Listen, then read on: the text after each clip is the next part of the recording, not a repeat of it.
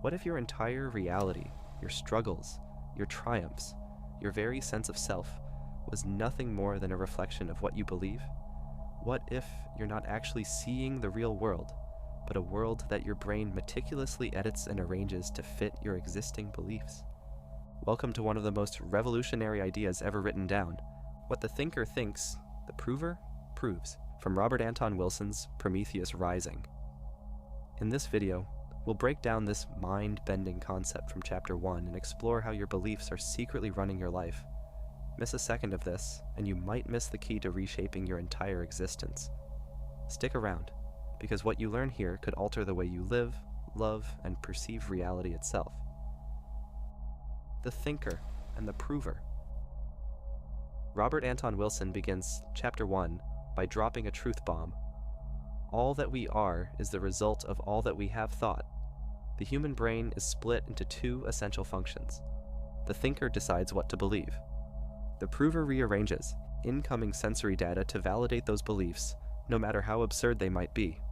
In other words, your mind acts like a loyal but blind servant. Once you form a belief, your nervous system will bend, twist, and edit reality itself to ensure you prove that belief to be correct. Your mind is not designed to seek truth. It is designed to maintain coherence within your belief system, even at the cost of accuracy.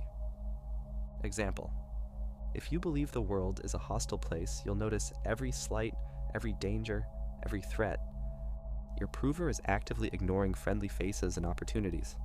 Conversely, if you believe people are fundamentally good, you'll see kindness, cooperation, and miracles everywhere. Another fascinating example: if a person believes they are unlucky, they will subconsciously ignore their successes and amplify their failures, reinforcing the identity of bad luck. Meanwhile, a person who believes in their own luck will interpret every small success as proof that the universe is on their side. This is confirmation bias on steroids, and it's running 24/7 without you even realizing it. The power of belief over the body. Wilson goes even deeper. Belief doesn't just filter how you interpret reality, it alters your body itself. If the thinker thinks that holy water from Lourdes will cure its lumbago, the prover will skillfully orchestrate all signals from glands, muscles, organs, etc., until they have organized themselves into good health again. This is the true secret behind the placebo effect. It's not just in your head. Your brain physically reprograms your biochemistry to match your expectations. Beliefs have somatic physiological consequences that ripple through every cell.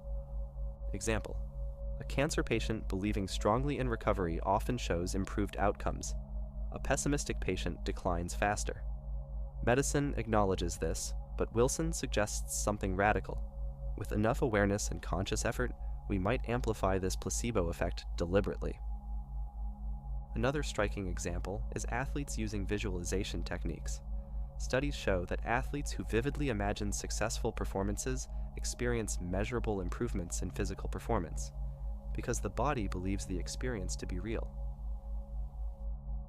The Objectivity Illusion. Wilson throws a critical jab at scientists here too. Even those who pride themselves on objectivity are often prisoners of their thinkers and provers. The idea that science is free of bias is itself a comforting myth. Science advances because younger generations question the biases of older ones, not because humans are naturally unbiased.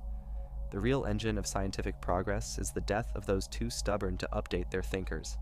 Fresh paradigms emerge not from consensus, but from the willingness of new minds to see differently.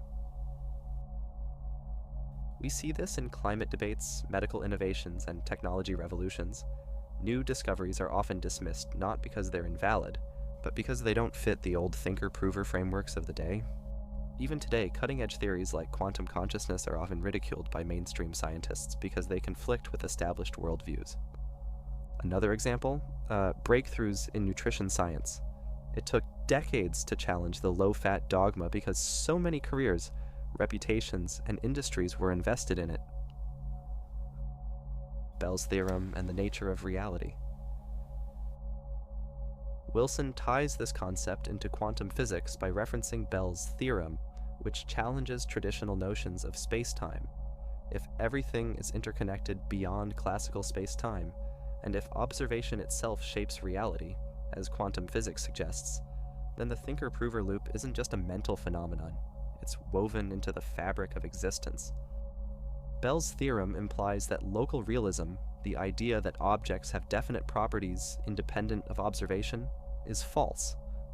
Reality is non-local, meaning distant events can influence each other instantaneously. In such a universe, consciousness could play a far bigger role than we imagine. Here's a mind-blowing thought.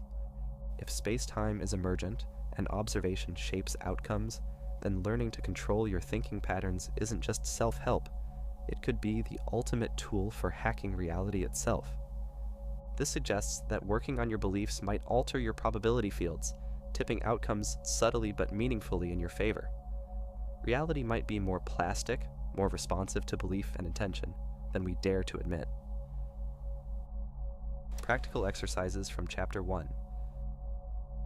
Wilson doesn't leave us floating in theory. He challenges readers to experiment with their thinker-prover programming. Here are a few standout exercises. 1. The quarter experiment.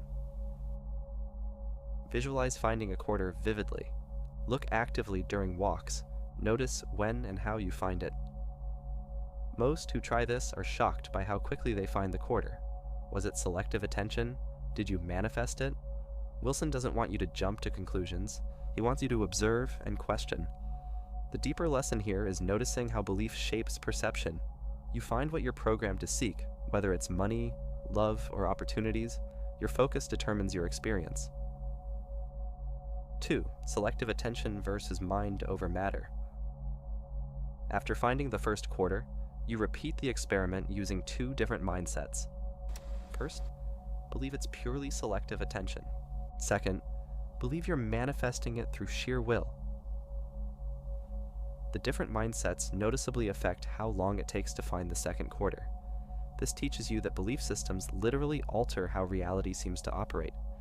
It's not about which belief is true. It's about understanding how the prover adapts to reinforce whatever the thinker holds. 3. Party confidence experiment. Part 1. Convince yourself you're ugly and boring. Go to a party. Part 2. Convince yourself you're handsome and magnetic. Go to another party. Your inner belief directly shapes external reality. People respond to your belief in yourself more than your objective appearance or wit. Social feedback loops confirm your thinker's script. This experiment reveals that charisma is largely an internal game. Project self-loathing and people avoid you. Project confidence and they gravitate toward you. 4. Thinker-prover observation of others.